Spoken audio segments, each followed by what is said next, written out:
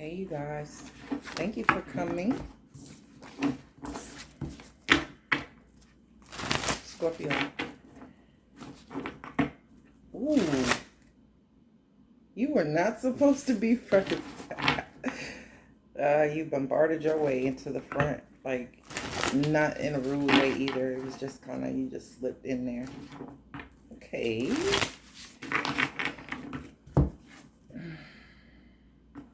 So before I actually choose the energetic message, I do want to pick the chakra crystals first. I have the rough, I have the tumbled, and then I have the refined, engraved chakra stone. Rough, okay. It's no accident that they're in bags that are ascending in color. Black, green, and then this burgundy.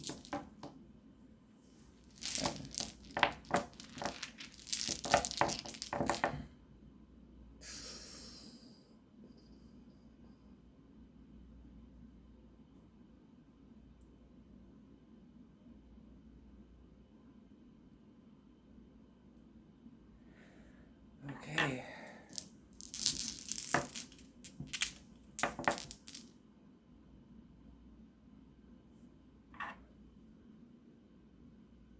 This is gonna, I just want to show y'all my nails. But this is gonna put a lot of emphasis on childhood.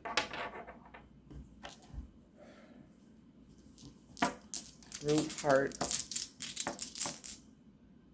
Damn. Third eye. We had this yesterday. I knew it though. I knew third eye was gonna come out. You're really gonna have to see this clearly from a perspective of the growth that you've acquired now. You're gonna have to go back and look at all those situations that you judged from a child's perspective or from a teenage perspective in order to, I guess, understand fully what uses it has in the practical here and now.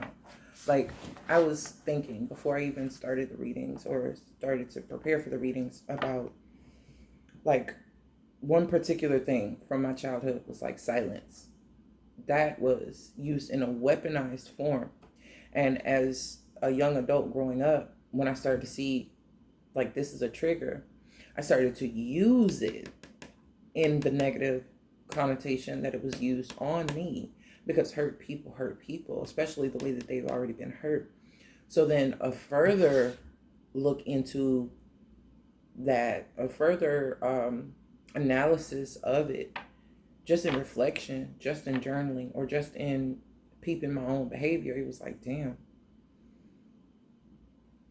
It's like Stockholm Syndrome, where, not Stockholm Syndrome, but picking up those attributes and using them and seeing how negatively they affected you to understand how negatively they affect someone else. Even though your trigger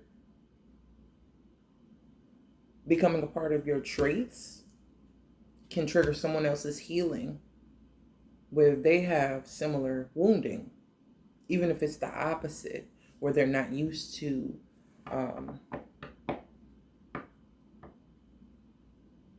what you're giving them.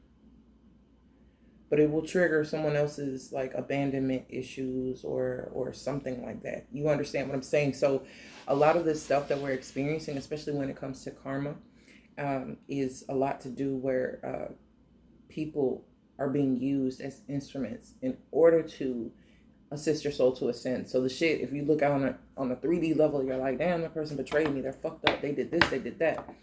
But what is really, if you can get to this point where you can look at shit in this perspective, it's like, damn, they didn't know they were being used. Or another example, if somebody's really, really interested in you and you're a very kind person and you turn them down because there's nothing in you that's interested in them, that wound that they have of rejection is something that they have to face. So even if you didn't intend it in an ill manner, it triggers them still because they have to deal with it. It's something that they need to see that, okay, this person is kind, this person is generous, this person is, lovable, but they don't want me. They start to internalize that type of thing. And it's like, no, it's not about you. It's not personal, but they are an instrument of karma in order to administer whatever medicine is needed, which a lot of times it makes a person self-focused well, it doesn't. I can't say a lot of times, even in this new age type of thing where it's like, we're breaking spiritual curses, generational curses, and we're in the 5D, and baby, your body is a 3-dimensional living thing. You go into the 5D, you're not here. Maybe if a person dies, they go to the 5D, because that vibrational plane, even though you can receive messages and things like that from it, your body is not atomically equipped to be in those types of dimensions. That's why spirit is in those types of dimensions. Angels reside on different dimensions. Entities and things that you cannot visibly see with the naked eye, because they don't hold the density of form that the nucleic makeup of our bodies do. So while you can receive things from those different planes, it isn't something that you can, it's vibration that your brain interprets into word or feeling or knowing. It's not verbatim things. You'll interpret it by the time it comes to you.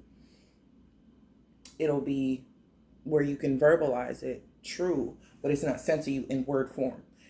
The spirit beyond a certain frequency, they don't know English.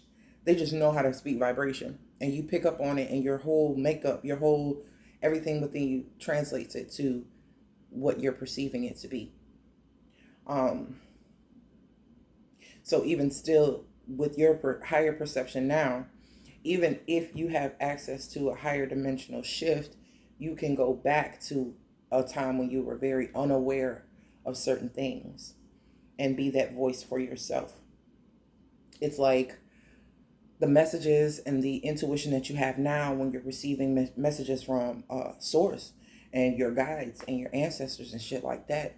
Now you are your inner child's ancestor. And I'm doing a whole lot of shaking. I'm sorry. I just get passionate about my shit. So vibrationally, time is concurrent on itself. It's like layered. It's not actually linear and stacked out like that timeline that you'll see in a history book or some shit. So you can actually access those younger yous, those younger memories, those younger points in time without actually being there in the flesh. That is a 5th dimensional type of ability. So in that sense, you can go back because you have the higher perception now. That's like, in comparison to where you are now, that would be your higher self. So in comparison to where you were as a kid, that you are now your higher self, if you get what I'm saying. So when I see things like, if you could talk to 15-year-old you, what would you tell you? What advice would you give? And I use that analogy sometimes because at that age, you may have still not listened. You understand? Because your perception, the things that your parents told you, some things were for your detriment, but some things were for your betterment. If you ever heard a saying, watched water never boils or something like that. It's like, oh, whatever, I just want it now, whatever it is. You get that sense of impatience. They're trying to teach you patience, but they do it in a way, all these parables and analogies and, proverbs, ancient proverbs and different things like that. These old wise sayings. And it's like, well, how does that help me now? I still want the thing. So then when you get older and you're like actually boiling something. And you're like, well, damn, okay, well, I'm gonna go do something else. And when I come back, if it's boiling, I'll go ahead and get the pasta on or whatever it is you're doing. And that's the same concept, that you sitting there looking at it doesn't make it go faster. So whatever you're actually dealing with, your attention and focus on that is not going, it's going to make it seem as if, because your vibration is in expectation of a timely manner.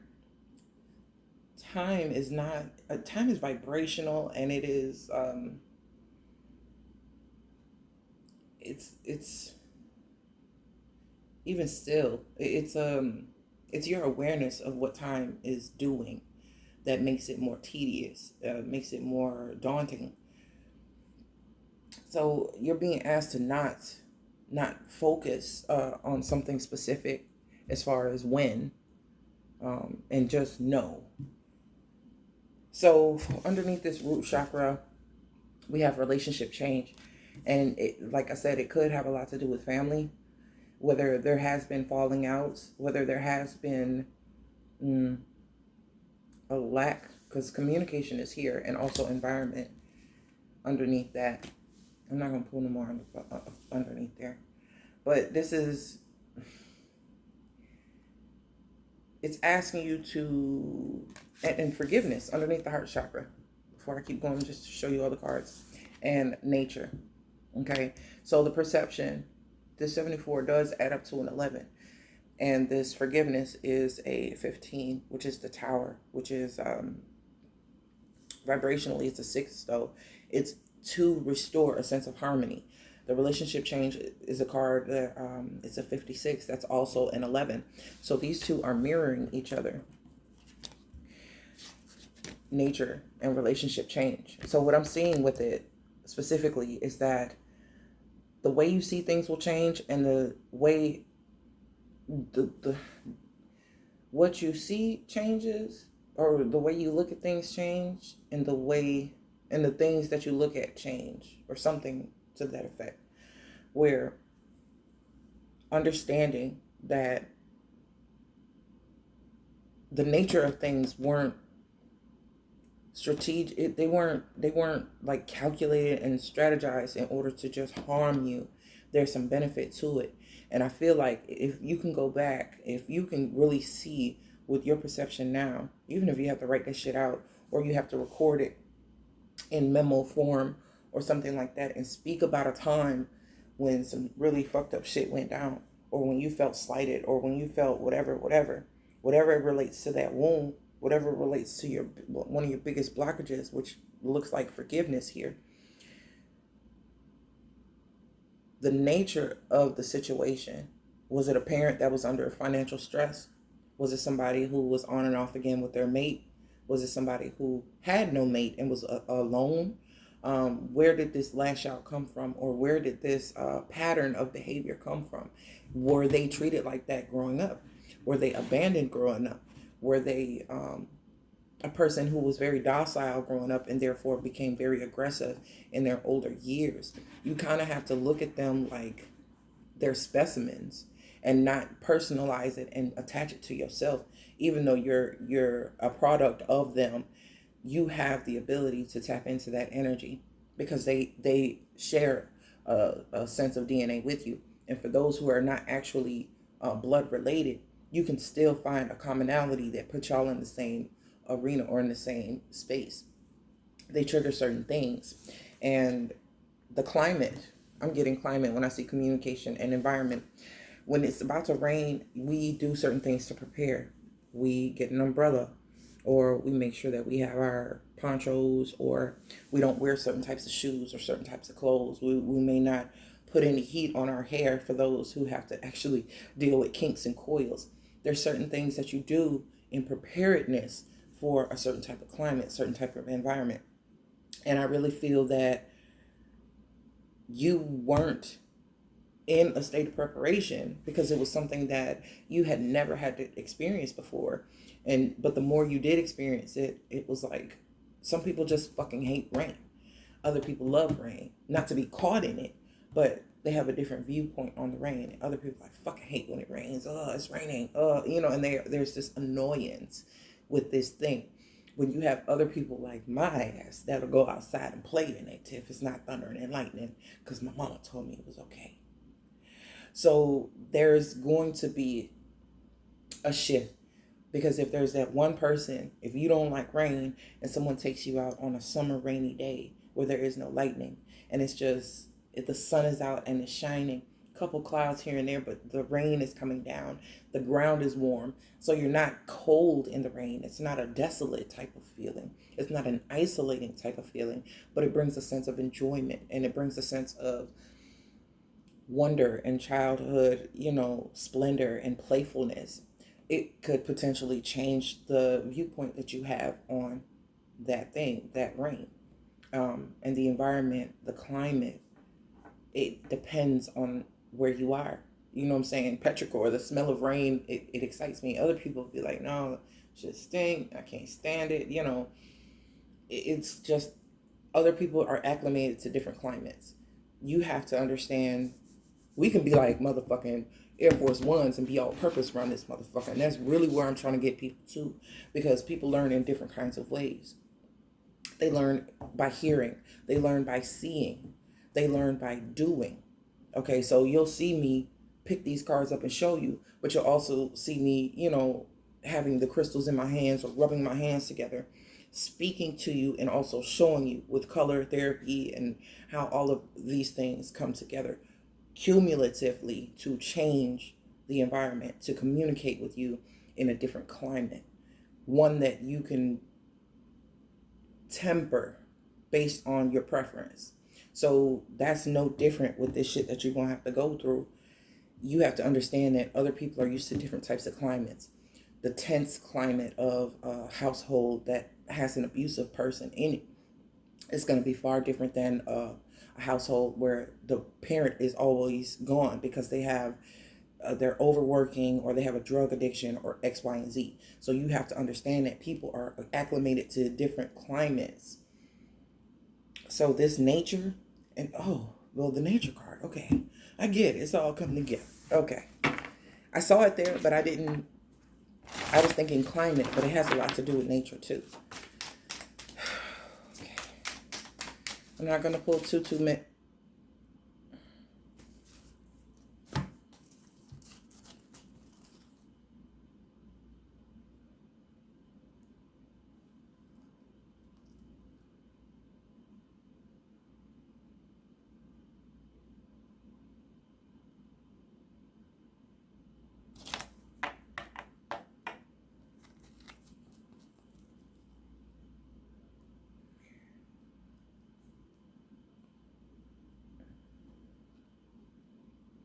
Someone's expecting it. The immediate feeling I was getting is like they knew this day would come.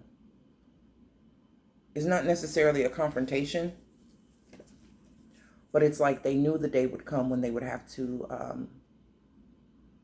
actually hear this or feel this.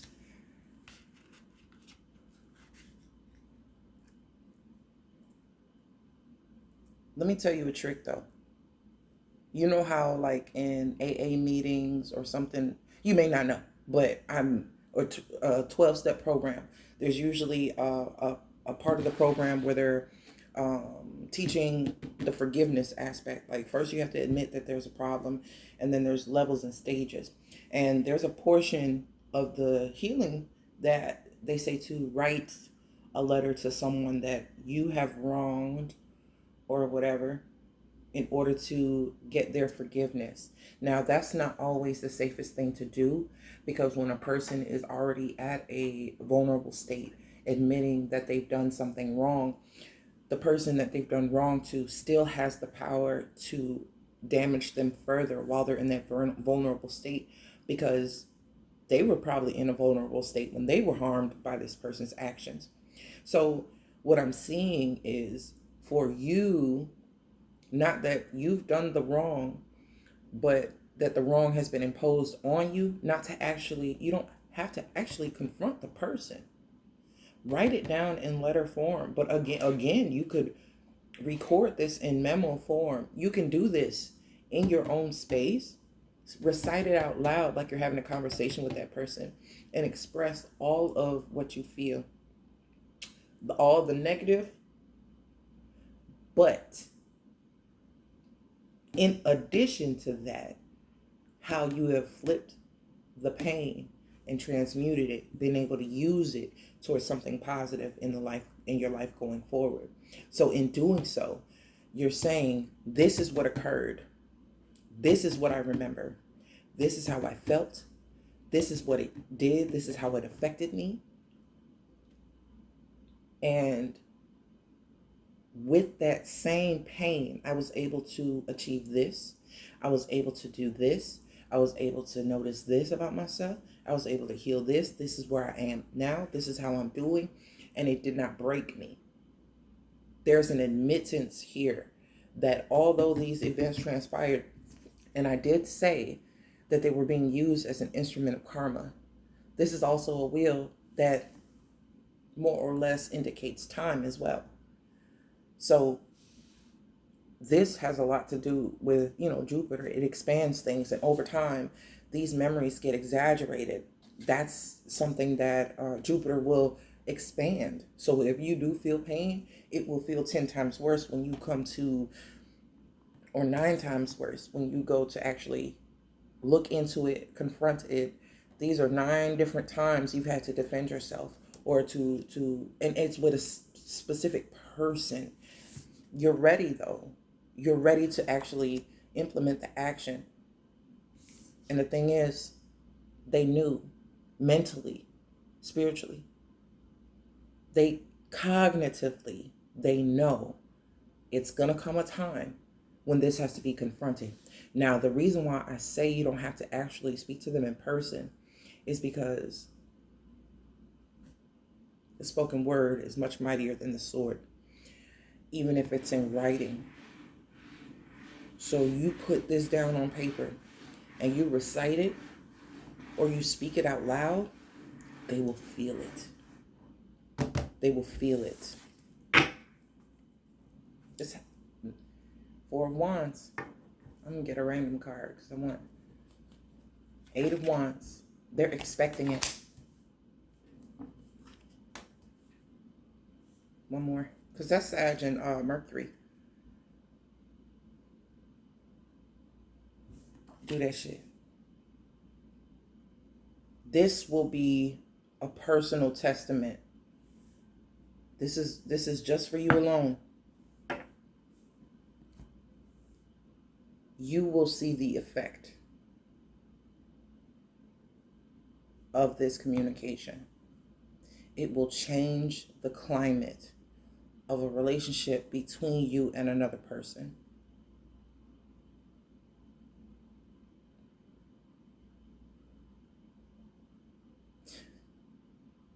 It's like they're on autopilot. They're in full knowing that the way they are affects people and rubs people a certain way. They know this. But are they at the point of change? Queen of Swords is not necessarily going to change, male or female. What they're going to do is keep administering the same type of dialect, same type of speech, same type of whatever, because their nature, Queen of Swords ain't no hoe. She done been through some shit too. She done been handled. She done been bullied. She done been picked on. You know what I'm saying? You don't know who this Queen of Swords had to deal with in their own, in comparison to where you are now or where you were then. What space, what time they were reverting back to. If they were handled a certain way, even if it was by a teacher or an aunt, or they had an occurrence with somebody that has always shaped the way that they communicate with other people. And this has become a part of their climate, a part of their nature, and the way that they interact with the world around them. So when it was like concurrent, where you were 5 or you were 8 or you were whatever age, and they were that age, this shit is matching up. They're kind of reliving their past through every encounter, bringing up a piece of whatever learned behavior that they got in their climate when they were of a certain age or in a certain vibration or certain energy or it's like the solution is there, but they're still in the problem. So because they're still in the problem, you have to have the solution. They are never going to look at it like it was, even if they think it was problematic, they're not looking for solutions to it now. They feel like it was done and over with. There's nothing I can do about it now. They're pretty much just giving up on the fact of reconciling something, or forgiving it. So this is where you have the power that they never did. And it's like, God damn, there's a lot of fucking responsibilities. Like, I gotta be the one that you don't ever have to say anything to them about the shit unless you feel like you have to. But it's not about you going to them and having a heart-to-heart conversation. You can speak spirit to spirit and never utter a word out of your mouth to their ears. But their spirit's gonna feel it. Their spirit's gonna know it, and it's gonna feel. You're gonna feel a shift. It may take some time. It may take some practice. But I'm telling you, this shit works like no other. So yeah, that was intense. Damn, Scorpio. No wonder y'all felt like y'all had to go. Like me, I need to go first, and that's fine. I appreciate you opening up with that, especially after, Cancer has exposed a lot of where we're still sore, where we're still soft. If you poke certain things, it will ache. So I feel like it was necessary. But I do appreciate, Scorpio, the energy you've come, and you're coming in with forgiveness under the heart chakra. Like, it takes big balls to be able to do this shit, and it shows me that you're ready. This is something that's already in the works, and I feel like because things were so rough, I had to look at it. I just looked at it, and I was like, yeah, these are rough cut stones, but it was something about this one and seeing it this time that really showed me that this affects your relationships across the board. Because there is a depth about you that even when in childhood, people don't fully understand. There's a rawness about you, just as raw as this fucking stone. Hasn't been polished, it hasn't been picturesque, and it's not presented in this preferred way to make people comfortable. And so you do bring out those things in people. It's just what you do. And the thing is, I don't like that these things have traveled with you for so long. That is the part that bothers me. The communication, as powerful as it's going to be, is not very active towards anyone in particular. Like I said, it's not a physical communicating with them. It's just a physical action of you doing it. And it manifests spiritually, and it will start to transform. They may get chills. Their hair may raise up on end. They may feel the shift. Their ears might start ringing, and you will be none the wiser. All you know is that you've confronted this thing, you've said this thing, and you've also noticed and acknowledged where it has actually benefited you. That nothing that was thrown at you actually destroyed you. You're still here. You're still breathing. You're still living. So this is to improve your quality of life and the environment that you actually bloom and blossom in, and the environments around you. Because this thorn in your side, or this piece of it's a fine line. It's like what they call it, Mason-Dixon line or some shit like that. When it's not raining in one spot, and then you go a couple of feet and it's pouring down, and it's like two different weather conditions in close proximity. This makes all the difference between walking around with a gray cloud over your head, or people feeling that sense of being in a downpour when they're around you. Even if you're not saying anything, your energy will speak. It will speak pain. It will speak, damn, that person's been through a lot. Like they'll be able to tell. So I think that this just lightens the load a little bit. These are all the higher chakras.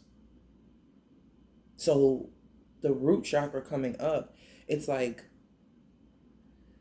this is just something that is like a pebble in the shoe, or something that has been there, and or your sock sliding off. It's giving me all these analogies of something under your foot. You can feel like an irritant, and it always nags at you. But it's not something that just disrupts your whole life, but it does affect the way you interact and deal with other relationships in your life, whether it be friendships, co-workers, friends, whatever, romantic partners. There is a sense of someone loving you inflicting pain, and it's like, well then, who else could I fucking trust? If these specific people aren't conducting themselves, or have not conducted themselves in a certain way, then I can just chop it up to everyone having the ability to go too far, or not consider me the way that I should be considered. But even still, this looks like an elder. This looks like someone older, because we had knight to queen. So even in your grown ass state, this person still has where you see them as older than you, more superior to you, or wiser, more experienced, whatever it may be, or more maybe they have acquired more. Maybe this is why there's this disconnect, because I do feel a sense of incoming criticism. If you confront this person head on, there will be like, it'll get worse before it gets better type of thing. That's why I'm not actually recommending you speak to them in person, but to handle it on your terms and your way. That way you don't feel monitored by anything that you're speaking. Even if it is the truth, there's certain things and certain emotions that come up when you do speak to someone in person. Their body language can throw it off. Their rebuttal may throw it off. You may not be able to speak everything that you need to say.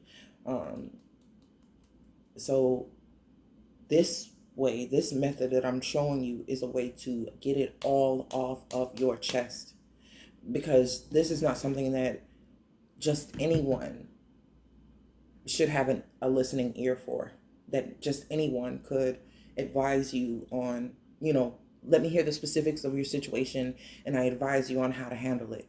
That's not what we're doing here.